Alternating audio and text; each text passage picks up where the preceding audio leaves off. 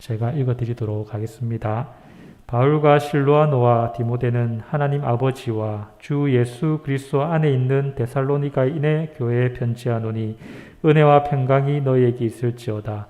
우리가 너희 모두로 말미암아 항상 하나님께 감사하며 기도할 때 너희를 기억함은 너희의 믿음의 역사와 사랑의 수고와 우리 주 예수 그리스도에 대한 소망의 인내를 우리 하나님 아버지 앞에서 끊임없이 기억함이니.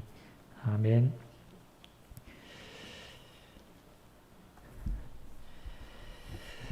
반갑습니다. 또 주일날 뵙고 또 수요일날 뵈니까 좀 반가운 것 같습니다. 여러분 바울 서신 아시잖아요. 바울 서신을 다 아실 텐데 이 바울 서신 중에 로마서가 제일 먼저 나오거든요. 근데 이 로마서가 바울 서신 중에 제일 먼저 나오는 이유가 있습니다. 그 이유가 뭔지 아십니까? 그 로마서가 제일 먼저 나오는 게 제일 먼저 쓰여서 그런 것도 아니고 제일 중요해서도 아니고 양이 제일 많아서 그렇습니다. 양이 제일 많아서 제일 많아요. 바울 서신은 양이 많은 것부터 작은 순서대로 쓰여져 있는데 로마서가 양이 제일 많아서 이 바울 서신 중에서 신약 성경이 아니고 바울 서신 중에서 제일 먼저 나옵니다. 그러면 이게 궁금할 텐데 그럼 바울은 제일 먼저 쓰여진 책이 편지가 무엇일까? 바울이 가장 먼저 가장 처음으로 쓴 편지가 무엇일까? 이게 궁금할 수 있는데 답이 뭐겠습니까? 예, 눈치가 정말 빠르십니다. 예, 당연히 제가 데살로니가 전서를 읽었으니까 데살로니가 전서입니다. 이 데살로니가 전서는 바울이 제일 먼저 쓴 편지이기 때문에 굉장히 생생한 복음이 담겨 있습니다. 저도 지금까지 제가 한 설교를 다 모아놨거든요.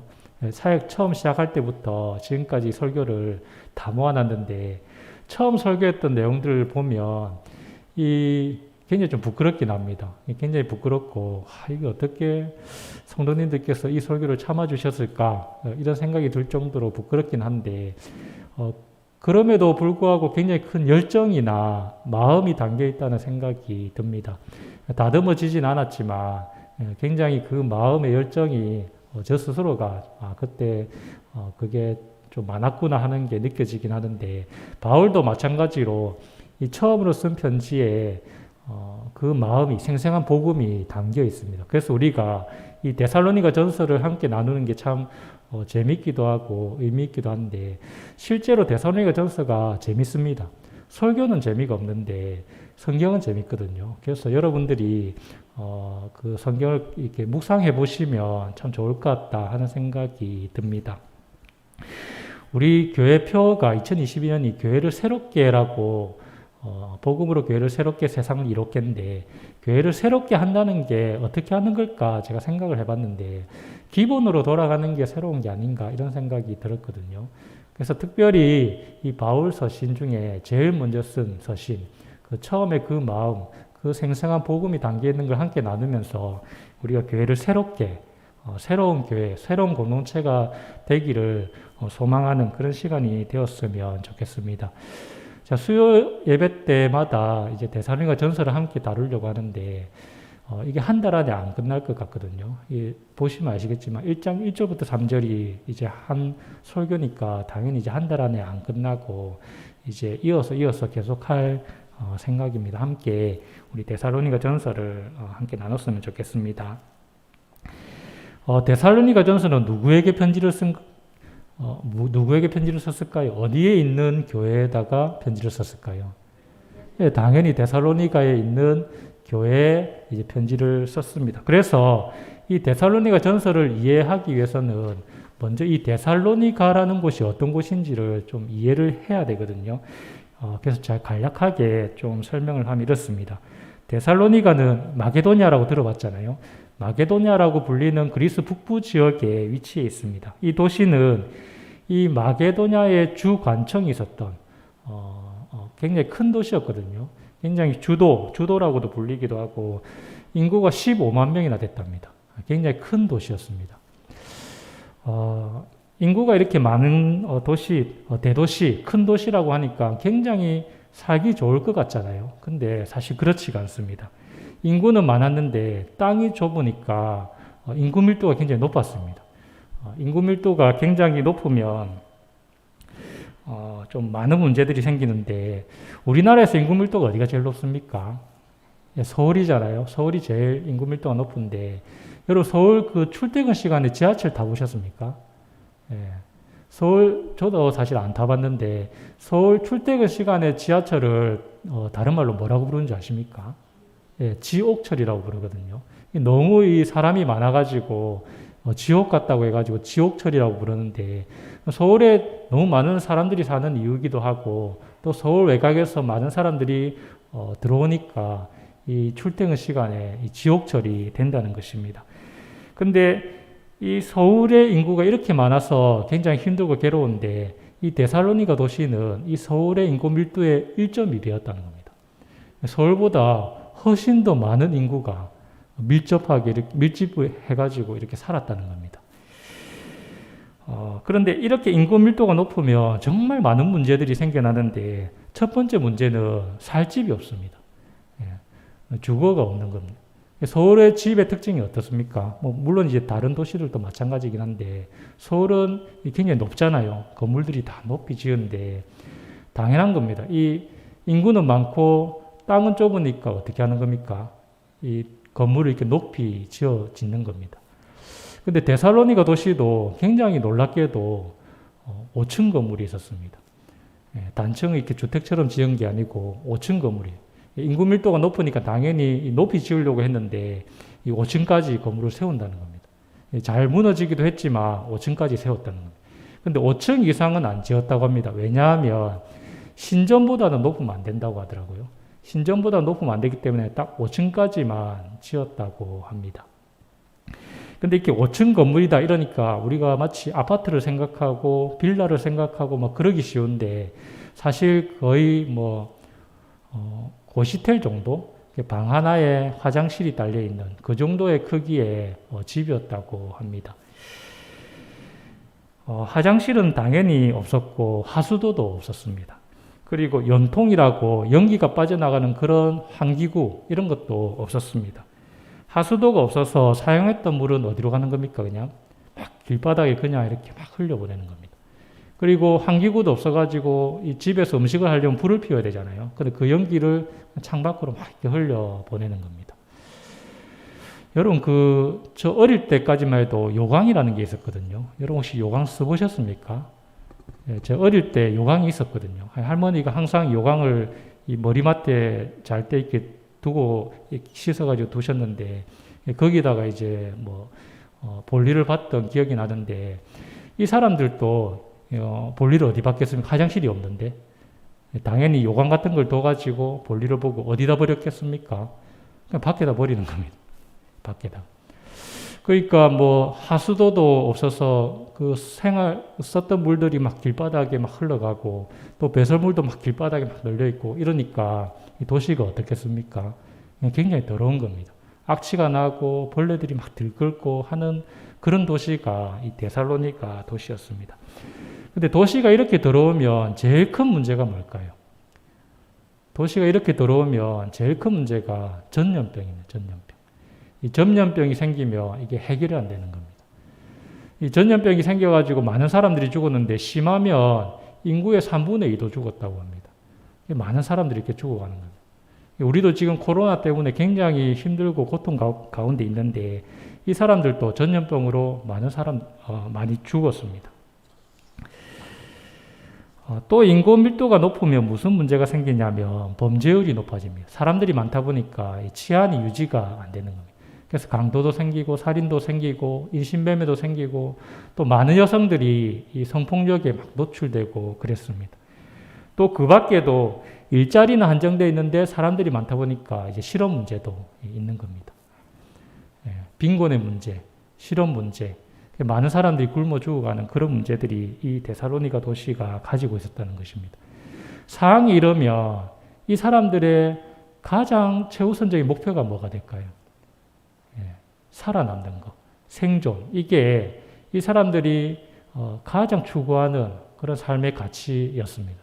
살아남는 게 이 사람들의 최고 문제였다는 것입니다. 일자리는 없지, 먹고 살기 막막하지, 그리고 또 위생이 엉망이라서 전염병은 돌아서 막 죽어가지, 그리고 살 곳도 없고 번제들은 난무하고 이러니까 이 살아남는 게 이 사람들의 최대 관심사였고 최대 목표였다는 것입니다.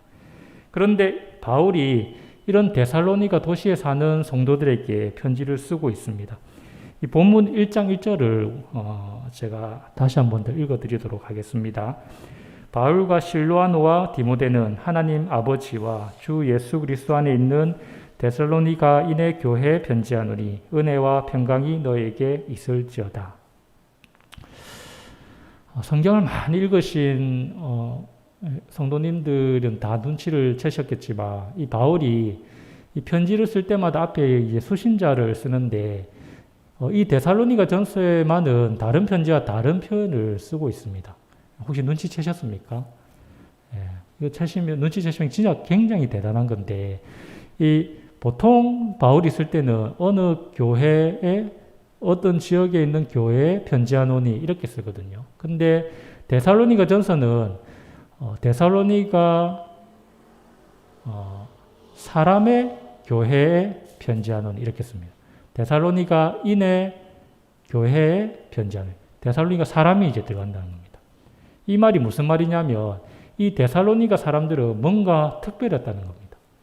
뭔가 특별해서 바울은 이 데살로니가 사람의 교회에 편지하노니 이렇게 강조하고 있습니다. 뭐가 특별했을까요? 이 사람들이 굉장히 많은 사람들, 믿음의 사람들에게 본이 되었다 이러면서 말이 막 칭찬하거든요. 그리고 이 사람들이 좋은 소문이 각처에 퍼져나갔다 이러면서 막 칭찬을 하고 있거든요. 그러니까 데살로니가 사람들이 뭔가 특별했다는 겁니다. 바울이 보기 칭찬할 만했다는 겁니다. 근데 뭘 그렇게 잘 했냐면 오늘은 이제 자세하게는 안 다루겠지만 짧게 얘기하면 본문 1절에 보면 바울은 하나님 아버지와 주 예수 그리스도 안에 거하고 있다 이렇게 칭찬합니다.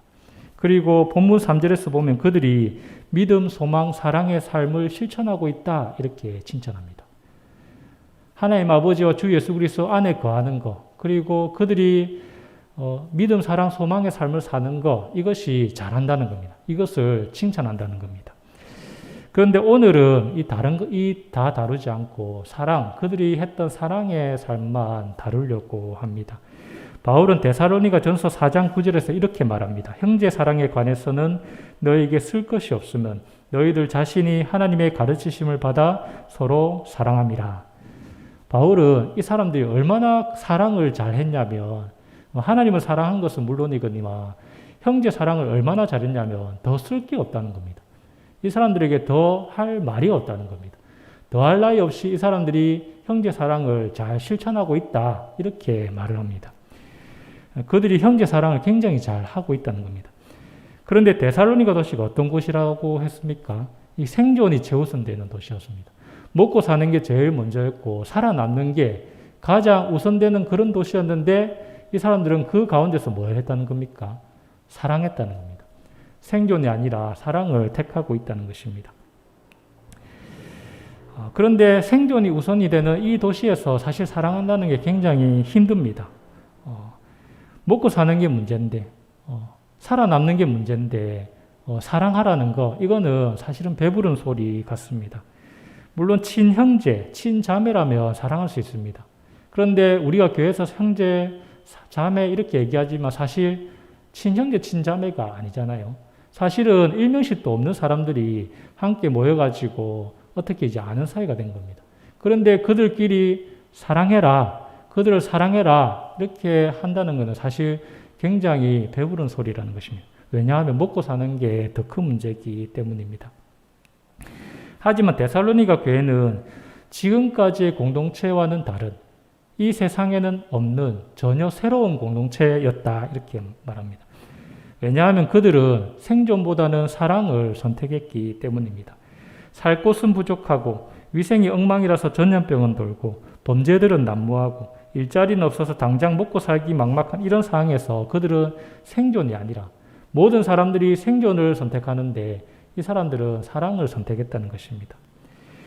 내 배를 채우는 것보다는 다른 사람들의 배를 채우는 것이 더 중요했고, 내 마음 위로받는 것보다 다른 사람 위로하는 것이 더 중요했고, 내 상처 치유받는 것보다는 다른 사람들의 상처 치유하는 것이 이 사람들에게는 더 중요했다는 것입니다.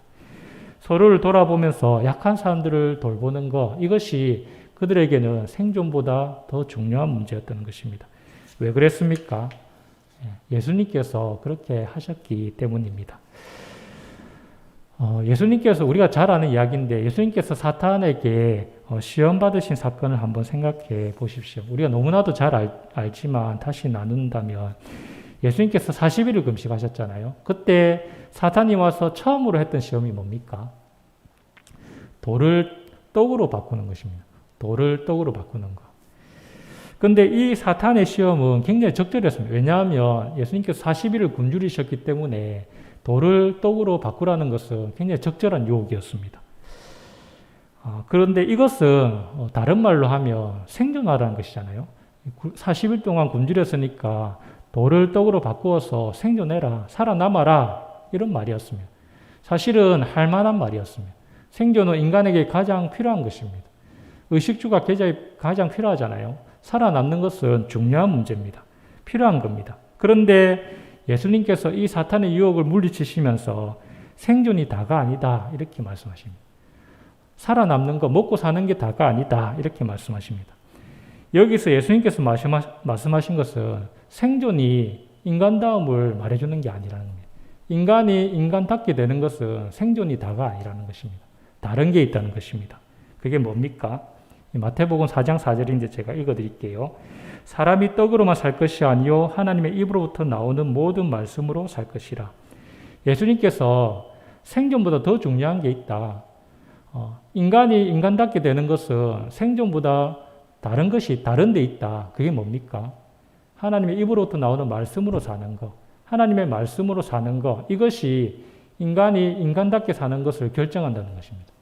우리가 먹고 사는 것. 이것이 인간이 인간답게 되는 것이 아니고 하나님의 말씀으로 사는 것이 인간답게 되는 것을 결정한다는 것입니다. 그렇다면 하나님의 말씀대로 산다는 게 뭡니까? 이 두 가지로 딱 요약하면 뭡니까? 이 말씀을 요약하면 하나님 사랑, 이웃 사랑이 되는 겁니다. 그러니까 이 인간이 하나님을 사랑하고 이웃을 사랑하는 것이 인간다운 삶이라는 것입니다. 우리는 먹고 사는 문제에 집중하기 쉽지만 사실은 인간이 인간답게 되려면, 우리가 마지막 날 눈을 감을 때 후회하지 않으려면, 헛되다고 생각하지 않으려면 뭐 해야 된다는 겁니까? 하나님을 사랑하고 이웃을 사랑해야 된다는 겁니다. 그게 사람이 사람답게 사는 것이라고 예수님께서 말씀하시고 계십니다. 예수님께서 인간이 되셨습니다. 초대교회 때부터 그럼 예수님께서 왜 인간이 되셨을까? 이것을 많이 물어봤습니다. 예수님 왜 인간으로 오셨을까? 왜 인간이 되셨을까? 이것을 물어봤는데 많은 대답들이 있는데 그 중에 하나는 사람답게 산다는 게 뭔지 보여주시기 위해서 인간이 되셨다는 겁니다. 우리가 사람 속에 살면서도 사람다운 게 뭔지 모를 때가 있습니다. 그런데 예수님께서는 사람다운 게 뭔지 보여주시려고 인간이 되셨다는 겁니다.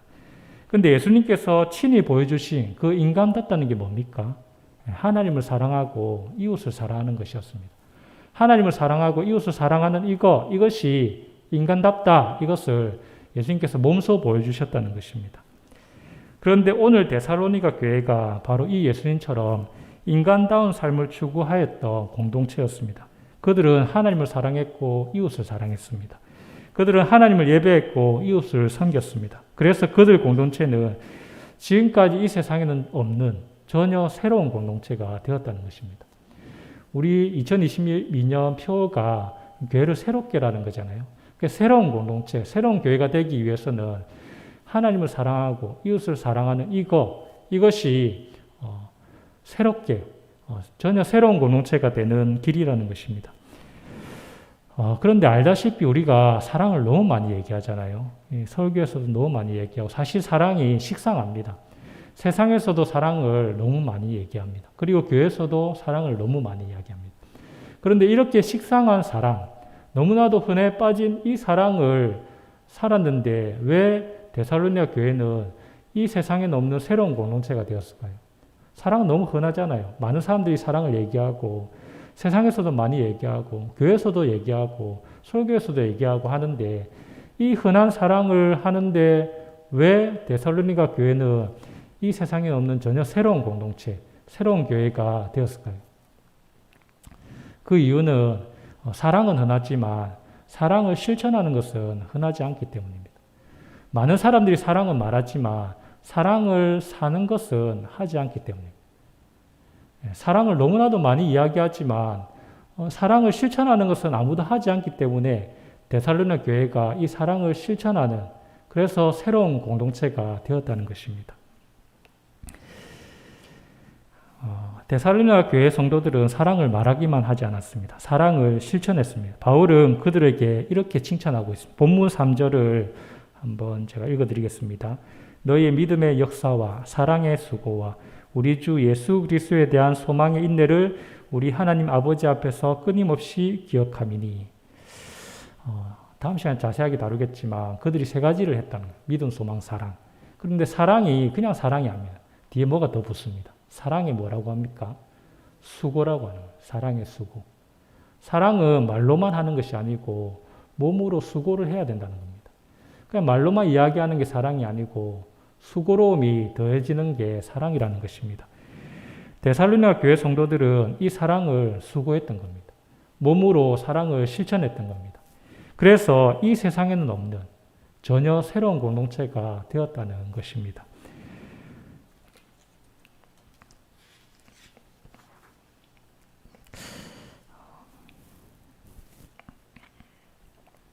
데살로니가 교회는 이 형제 사랑을 실천했던 공동체입니다. 생존이 최우선적인 가치였던 이 데살로니가 도시에서 자기 생존보다는 형제를 사랑하는 것, 자매를 더 사랑하는 것, 교회를 사랑하는 것, 그리고 이웃을 사랑하는 것, 이것을 가장 우선적인 가치로 선택했습니다. 이것이 인간다운 삶이라고 생각하고 예수님께서 몸소 보여주셨던 삶이라고 생각하고 이것을 실천했습니다. 그들의 이 사랑의 수고는 많은 믿는 자들에게 본이 되었다 이렇게 말합니다. 그리고 많은 각처에 그 소문이 퍼져갔다 이렇게 바울이 칭찬하고 있습니다. 오늘날의 우리 사회도 장기화된 코로나로 인해서 생존이 최우선적인 가치가 되었습니다. 어떻게든 살아남는 것이 그 선무가 되었습니다. 하지만 이 상황에서 우리 교회는 어떻게 해야 됩니까? 저는 데살로니가 교회가 우리에게 본이 되었다고 생각을 합니다. 그들이 사랑으로 수고했던 것처럼 우리 공동체도 사랑으로 수고하는 공동체가 되기를 간절히 소망합니다. 사랑으로 수고해서 많은 믿는 자들에게 본이 되기를 간절히 소망합니다. 또 우리 교회의 좋은 소문이 각 지역으로 퍼져가기를 간절히 소망합니다. 이것이 이 세상에는 없는 세상에서 보지 못했던 전혀 새로운 공동체라고 믿습니다. 예전에 제가 예시로 말씀드린 적이 있는데 이 로제타 여사와 함께 나누고 마치려고 합니다. 특별히 앞을 보지 못하는 사람들을 위해 쓰인 책이 있는데 그 책을 뭐라고 부릅니까? 점자책이라고 합니다. 점자책은 뭔가 우둘투둘한 게 이 점자가 이렇게 손으로 만져져 가지고 이 앞을 보지 못해도 이 손끝으로 이렇게 만지면서 이 글자를 읽을 수 있게 만든 책인데 얼마 전에 한국 최초의 점자책이 문화재로 등록된 바가 있었는데 이 점자책을 만든 사람이 바로 이 로제타 셔우드 홀이라는 여사입니다. 그녀는 이 조선에서 봉사했던 의사였거든요. 근데 그녀가 이 로제타 셔우드 홀이 이 의사였던 남편 윌리엄 제임스 홀과 결혼해서 이 조선 땅으로 왔었습니다. 그들은 뉴욕의 빈민구제병원에서 만났습니다. 감리교 신자였던 그들은 하나님께 선교의 사명을 받고 이 조선으로 건너왔습니다. 이때 조선 땅은 굉장히 힘든 상황이었습니다. 죽음의 그늘이 드리워져 있었습니다.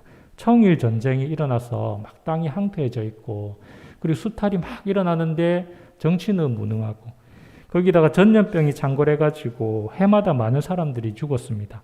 종교도 어떤 소망을 주지 못했습니다. 생존이 이 조선 땅에서 최우선적인 가치가 되었습니다. 그저 살아남는 것이 사람들의 최대 목표가 되었습니다. 그런데 이 홀 부부는 자기 나라에서 모든 것을 다 포기하고 이곳 조선 땅으로 건너왔습니다. 그들은 죽어가는 조선 사람들을 살리기 위해서 조선으로 들어왔습니다. 그들은 조선 땅에서 의료 선교를 시작했습니다. 그러던 중에 이 남편 윌리엄 제임스 홀이 전염병에 걸려가지고 죽게 되었습니다. 결국 죽었는데 이때 아들이 한두 살 정도 되었고 또 로제타 셔우드 홀 뱃속에는 8개월 된 딸이 있었다고 합니다. 갑작스러운 남편의 죽음은 이 로제타, 이 아내에게 굉장히 큰 충격이었습니다. 마음이 너무 괴로워가지고 삶이 너무 버거워서 선교를 계속 할 수 없다고 생각하고 다시 고향으로 돌아갔습니다. 사랑하는 사람이 죽는다는 것은 사실 굉장히 큰 상처입니다. 이게 사람은 원래 죽는다고 생각은 들지만 이게 익숙해지는 것이 아닙니다. 굉장히 큰 상처고 그렇기 때문에 아픈 것입니다. 로제타 홀에게 조선 땅은 사랑하는 남편이 죽은 땅이었습니다. 그래서 굉장히 상처였습니다. 조선 땅을 생각하면 이 남편이 생각이 나서 아팠다는 것입니다. 그래서 이 로제타 홀이 이 조선 땅으로 돌아오지 않는 게 사실 이해되는 바입니다. 하지만 그녀는 이 조선 땅에 다시 돌아오거든요. 왜냐하면 이 남편을 생각해서였고 이 남편이 하려고 했던 그 사명을 이어서 하고 싶어서 다시 돌아왔습니다. 근데 그녀에게 시련이 끝이 아니었습니다. 그녀의 시련이 끝이 아니었는데 이 조선 땅에서 선교를 할 때 그녀의 어린 딸마저 병에 걸렸습니다. 그녀는 의사로서 많은 조선인들을 치유하고 회복을 시켰지만 자기 사랑하는 딸은 고치지를 못했습니다. 그녀는 하루하루 숨이 가빠지고 점점 죽음에 가까워져 가는 그 딸을 보면서 이제 하나님을 원망할 수밖에 없었습니다. 그리고 그녀의 딸은 결국 죽었습니다. 그런데도 이 로제타 홀은 이 조선 땅을 떠나지 않았습니다. 조선 땅을 위해서 헌신했습니다. 이 조선 땅에 하나님 나라가 이루어질 수 있도록 헌신했습니다. 이게 저는 그녀의 사랑이라고 생각을 합니다. 당시 사람들은 생존을 외쳤습니다. 모든 사람들이 살아남는 것이 최대 목표였습니다. 그럴 수밖에 없는 상황이었습니다. 하지만 로제타 홀은 이 생존보다는 사랑을 선택했습니다. 그녀의 사랑이라는 것은 그냥 말로 하는 사랑이 아니었습니다. 그녀에게 사랑이라는 것은 사랑하는 남편을 잃는 것이었습니다. 또 그녀에게 사랑이라는 것은 사랑하는 딸을 잃어버리는 것이었습니다. 또 그녀에게 사랑이라는 것은 아픈 상처에도 불구하고 다시 조선을 사랑하는 것이었습니다. 또 그녀에게 사랑이라는 것은 그 낯선 사람들을 위해서, 하지만 하나님의 사랑을 입은 그 사람들을 위해서 자신을 전적으로 헌신하는 것이었습니다. 그녀에게 사랑은 말이 아니라 수고였고 실천이었습니다. 여러분, 사랑은 쉽지가 않습니다. 왜 어렵습니까? 사랑하면 상처를 받게 돼 있고, 사랑하면 손해를 보게 돼 있고, 사랑하면 자존심이 상하기 때문입니다.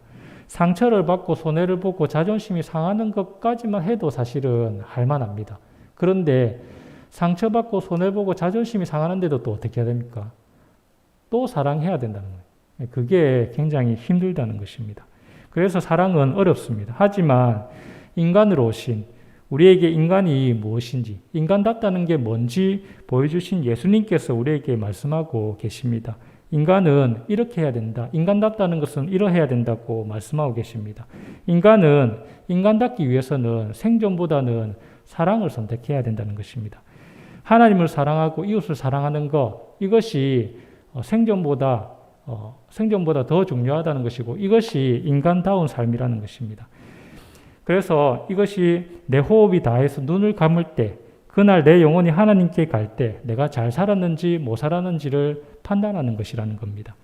하나님께서 우리에게 이것을 물어보실 것 같습니다. 너는 나 여호와를 사랑했느냐? 또 너는 너희 형제를, 너희 자매를 사랑했느냐? 이것을 물어보실 것이라는 겁니다.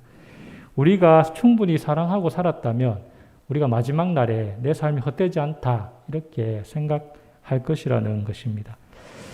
마지막으로 이 한 시를 얻고 마치려고 합니다. 이 에밀리 디킨스라는 사람의 시인데, 만일 내가 한 영혼의 상처받은 가슴을 달래줄 수 있다면, 이라는 제목의 시입니다. 이것만 읽고 마치려고 합니다. 만일 내가 한 영혼의 상처받은 가슴을 달래줄 수 있다면, 나의 삶은 헛되지 않으리. 만일 내가 한 생명의 아픔을 덜어줄 수 있다면, 고통을 조금이라도 가라앉혀 줄 수 있다면, 그리고 기진한 새 한 마리 다시 자신의 둥지로 돌아갈 수 있도록 도울 수 있다면 나의 삶은 결코 헛되지 않으리. 기도하겠습니다. 이 시간 우리 함께 기도했으면 좋겠는데요.